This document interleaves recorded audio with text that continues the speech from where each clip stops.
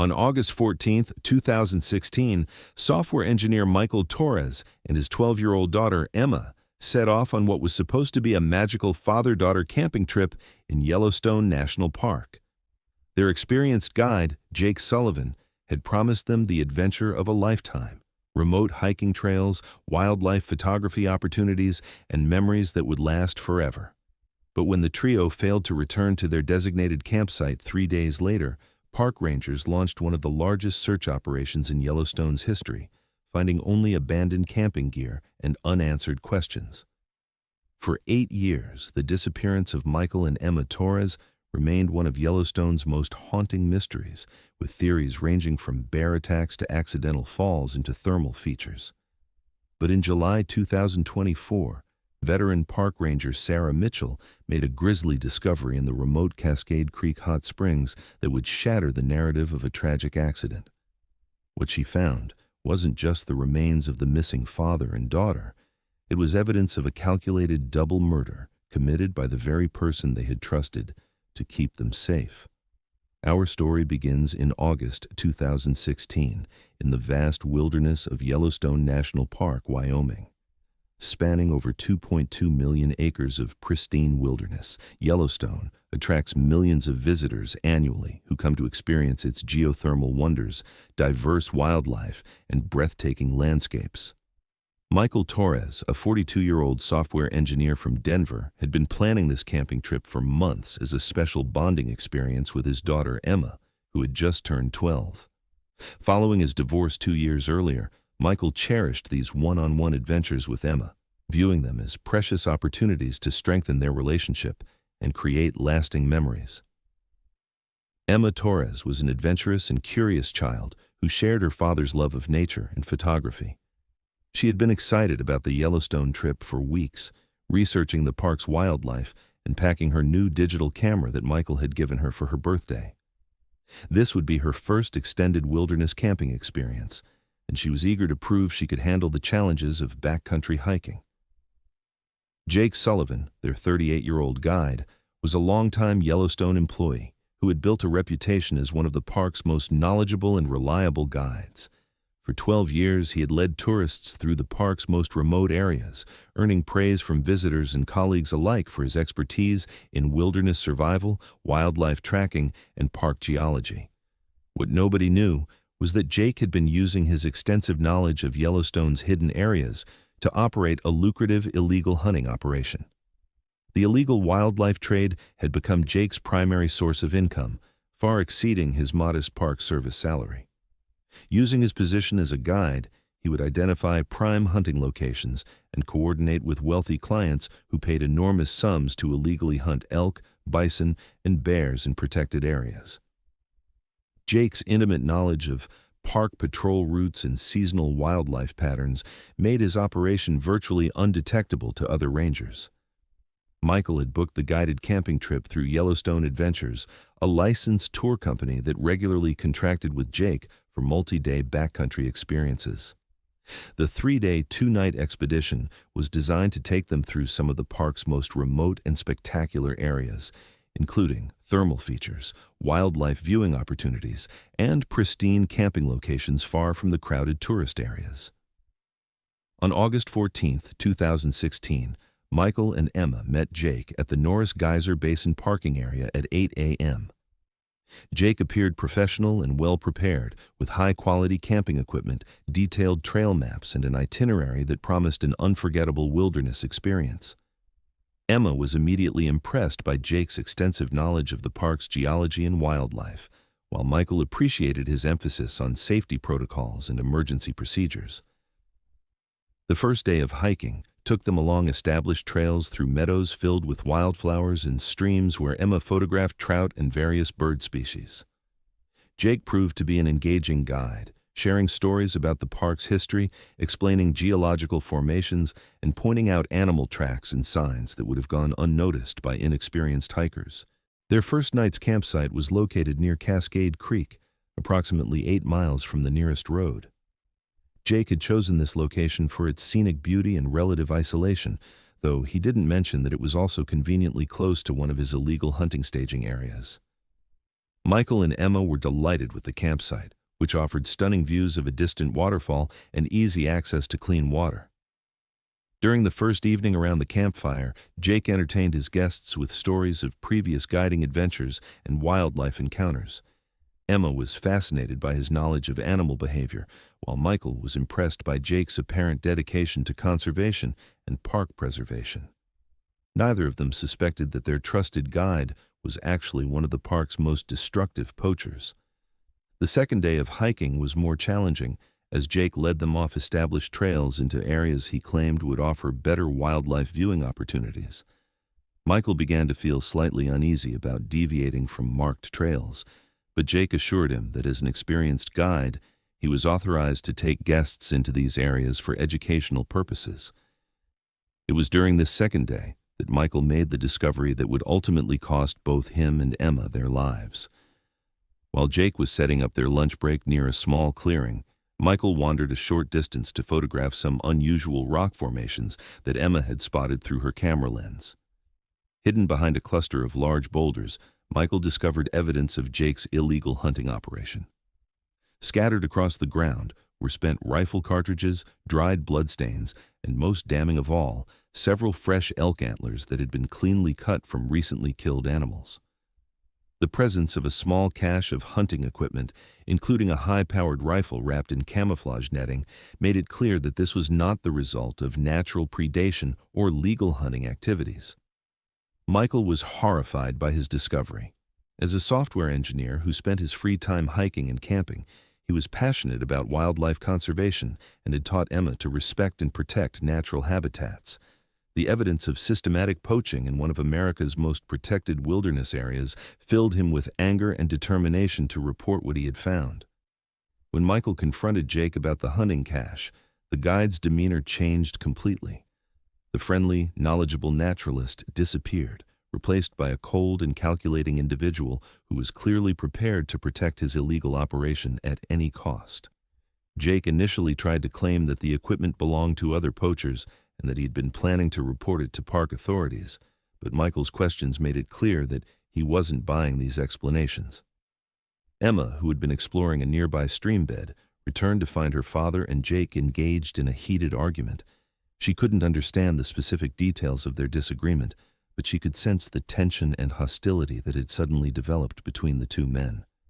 Jake's transformation from friendly guide to threatening adversary frightened her, and she instinctively moved closer to her father for protection. The confrontation escalated when Michael made it clear that he intended to report Jake's illegal activities to park authorities immediately upon their return to civilization.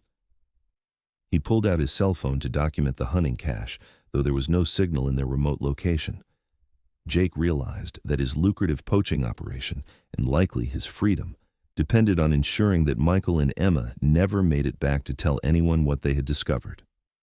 Jake's first attempt to resolve the situation involved trying to convince Michael that turning him in would be pointless, as he claimed to have protection from corrupt officials within the Park Service. When this approach failed, Jake offered Michael a substantial bribe to keep quiet about what he had seen. Michael's angry rejection of this offer convinced Jake that more drastic measures would be necessary. The attack came suddenly and without warning. While Michael was photographing the evidence with his phone, Jake struck him from behind with a heavy piece of deadwood, causing him to fall unconscious to the ground. Emma screamed and tried to run, but Jake easily caught the frightened child and restrained her while he decided what to do next. Jake's knowledge of Yellowstone's thermal features had given him an idea for disposing of the bodies in a way that would destroy evidence and make the deaths appear accidental.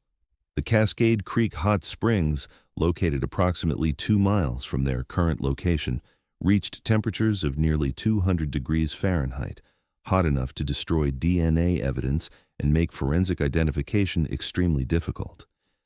After ensuring that Michael was dead, Jake was faced with the horrific decision of what to do with Emma. The child was a witness to her father's murder and could identify Jake as the killer. Despite his criminal activities, Jake had never before committed violence against another person, much less a child. However, his self-preservation instincts ultimately overrode any moral considerations. Emma's death was mercifully quick, though the psychological trauma she experienced in her final moments was unimaginable. Jake then spent several hours transporting both bodies to the remote hot springs area, using his extensive knowledge of game trails and hidden routes to avoid detection by other hikers or park personnel. The disposal of the bodies in the hot springs was calculated to achieve several objectives. The extreme heat would accelerate decomposition and destroy much of the physical evidence that might link the deaths to foul play. The acidic mineral content of the water would further break down organic material, while the remote location made discovery unlikely for years, if ever. Jake then returned to the campsite and carefully staged it to support a story of accidental disappearance. He scattered some of Michael and Emma's belongings along nearby hiking trails, created signs of a hasty departure from camp, and removed any evidence that might contradict his planned narrative. He then hiked back to his vehicle and drove to the Park Service headquarters to report that his clients had disappeared during the night. Jake's report to park authorities described waking up on the third morning to find that Michael and Emma had left their tent sometime during the night, taking some basic supplies but leaving most of their gear behind. He claimed to have searched the immediate area for several hours before concluding that they must have become lost or injured while attempting to explore on their own, despite his warnings about the dangers of leaving camp unaccompanied. The search operation that followed was massive and thorough, involving dozens of park rangers, search and rescue teams, helicopters, and tracking dogs. The scattered belongings that Jake had planted were discovered and seemed to support his story of the father and daughter becoming lost in the wilderness. However, the complete absence of any trace of their bodies, despite extensive searches of likely locations, puzzled investigators. Over the following months, various theories emerged to explain the disappearance. Some investigators believed that Michael and Emma had fallen into one of the park's many thermal features, where the extreme heat would have destroyed their remains. Others suggested that they might have been killed by wildlife, with their bodies subsequently scavenged beyond recognition. The possibility of murder was considered, but dismissed due to lack of evidence and Jake's apparently genuine concern for his missing clients. Jake successfully passed multiple interviews with Park Service investigators and law enforcement officials. His long tenure as a respected guide, combined with his cooperative attitude and apparent distress over the disappearance, convinced authorities that he was a credible witness rather than a suspect. The investigation eventually concluded that Michael and Emma Torres had most likely died in an accidental encounter with the park's natural hazards. For 8 years following the murders, Jake continued working as a guide while expanding his illegal hunting operations. The successful cover-up of the Torres murders had given him confidence that he could continue his criminal activities without detection. He used his position to scout new hunting locations, recruit additional clients, and develop more sophisticated methods for avoiding Park Service patrols.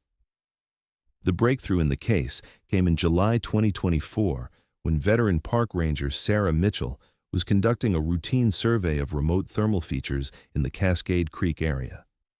Sarah, who had worked in Yellowstone for over 15 years, was familiar with the Torres disappearance and had always been troubled by the complete absence of remains despite extensive search efforts. During her survey of the hot springs area, Sarah noticed unusual objects partially visible in one of the smaller thermal pools.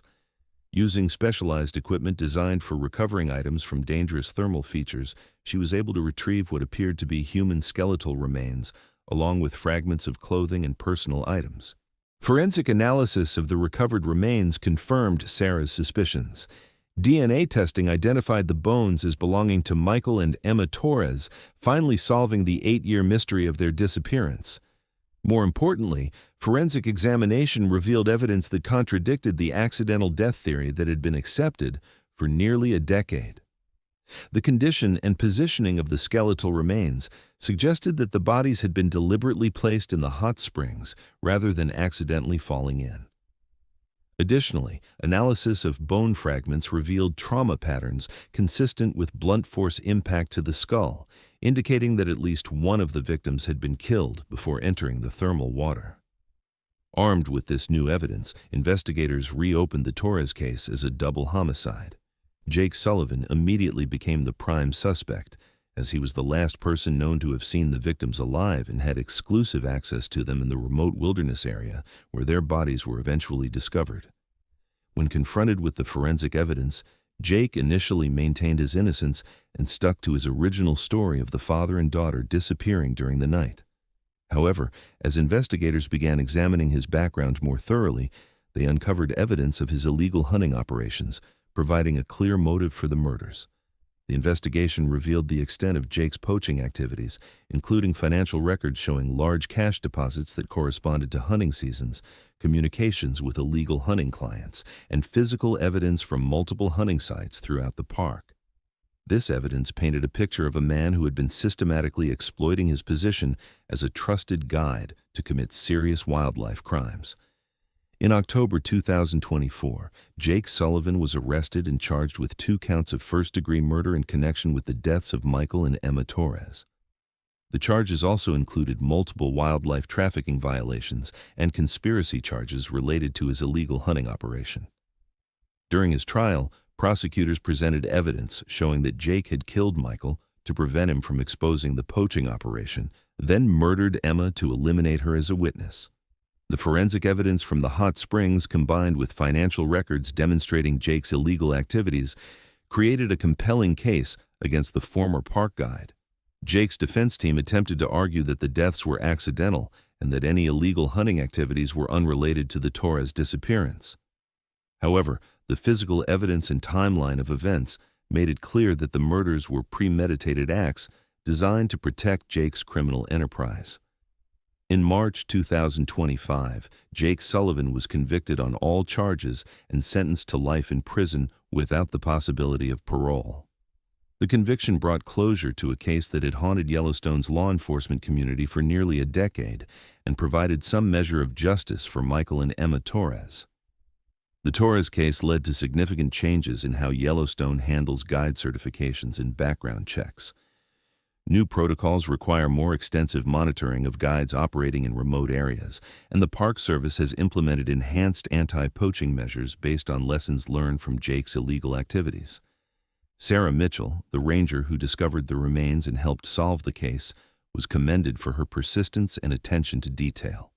Her refusal to accept the accidental death explanation ultimately led to justice for 2 innocent victims who had trusted the wrong person to guide them safely through the wilderness.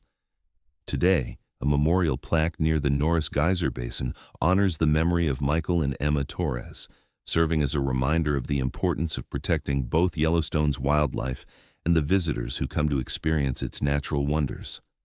Their tragic story demonstrates that even in places of great beauty and seeming safety, evil can lurk behind trusted facades.